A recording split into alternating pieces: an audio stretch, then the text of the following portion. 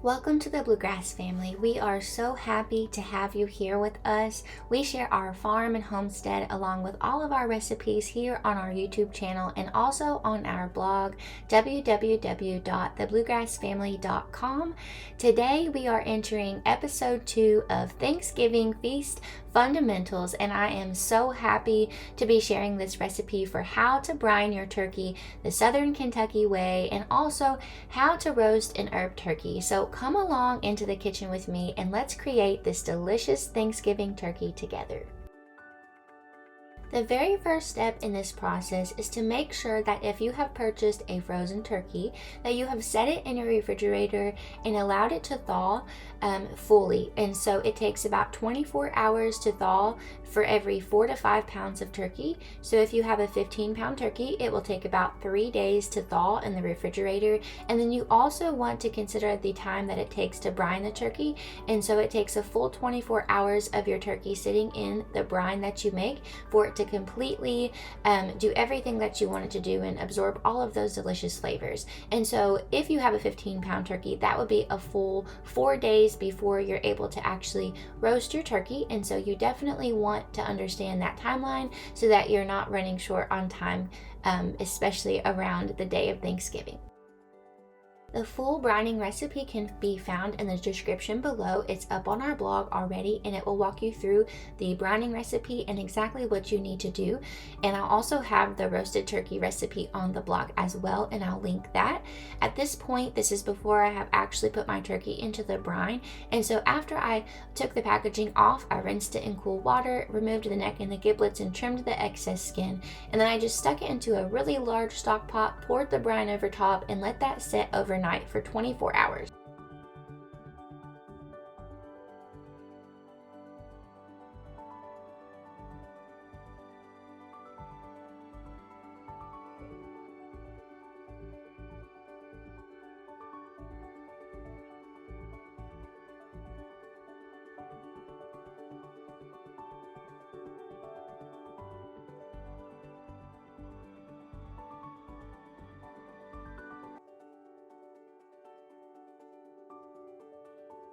Now that we've completely finished with our brine, we've thawed our turkey, we've brined our turkey, and we have brought it up and we've drained off the brine, we've washed it in cool water and then patted it dry again. It's time to get this butter herbed glaze ready so that we can completely coat our turkey and roast our turkey.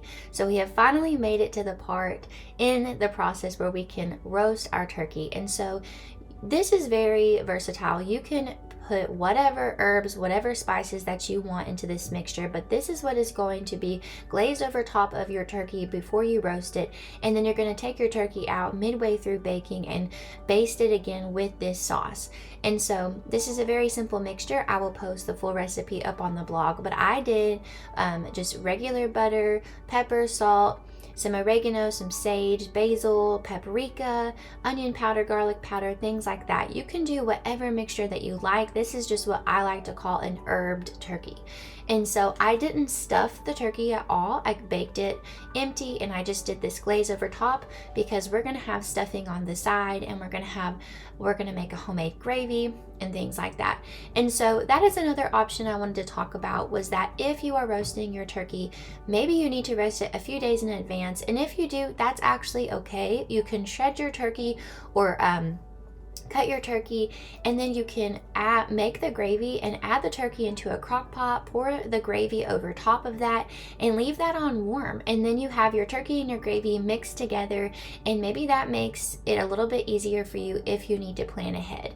So at this point, I'm just basting the whole entire turkey with the butter herbed glaze so that when I go to bake it, it has all of that wonderful flavor. So it has been brined already, and so it is going to be a little salty.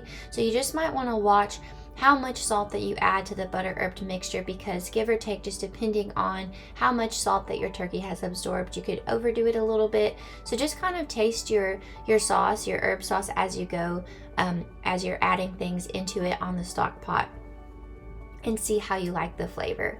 But after we did this, after we basted the whole turkey with this butter herbed glaze, then we roast it in the oven. My turkey was about 12 pounds, so I did 350 for 2 hours covered in the roasting pan. And then I took the lid off of the roasting pan and continued to cook it for about 20 minutes or so to allow the skin to get nice and cooked.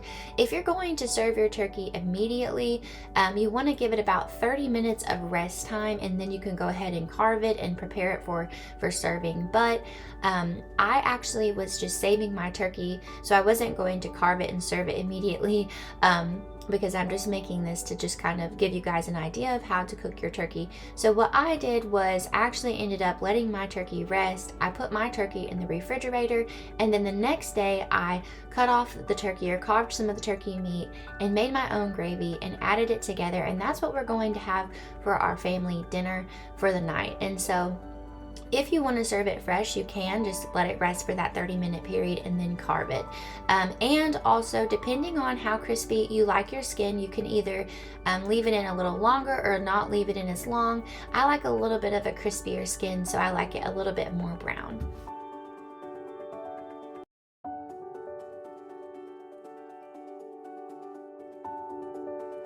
Like I was saying before, this is definitely an option if you want to make your turkey in advance. And so that's what I was doing here. I was just going ahead and I had put my turkey in the refrigerator and let it cool down overnight, and I was carving it, and I'm going to shred and chop this turkey meat up, and then I make a homemade gravy and add it over top in a baking dish, and I'm going to warm it up for us for supper tonight. So that way, if you are trying to make your turkey in advance, like I said, you could do the crock pot method and add your chopped turkey into the crock pot with some homemade gravy, and then it would be ready for you if you needed to give yourself a little bit more time to prepare some other things. So there's always options like that.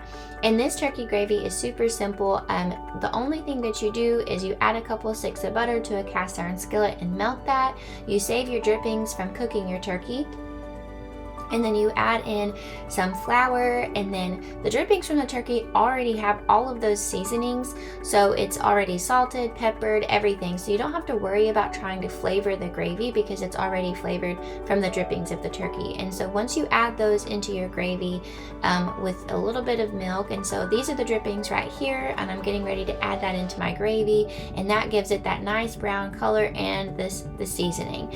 And so the gravy is super simple, and I will post that recipe onto the blog as well. So I really hope that you all found this video beneficial and that it can help you whenever you are getting ready to prepare your Thanksgiving meal, to know how to brine your turkey, to know how to roast your turkey, and to give you the option of cooking it in advance and adding it to the crock pot to take one thing off of your plate during that busy Thanksgiving prep. I hope that you all like and subscribe to our channel if you're interested in all of our videos. The next videos coming up in the new episodes of Thanksgiving Feast Fundamentals will be the casseroles, and so I'm super excited to share our corn pudding, our cornbread stuffing, the hash brown casserole, broccoli casserole, mashed potatoes, and all of the other side dishes that I spoke about in the very first episode of this series. And so I'm so excited to share all of those with you all, and how that you can make those in advance and freeze them so that whenever you're getting ready for your Thanksgiving meal, it just makes the whole process a lot easier for you all. So I hope you all have a wonderful weekend, and we will see you on Tuesday.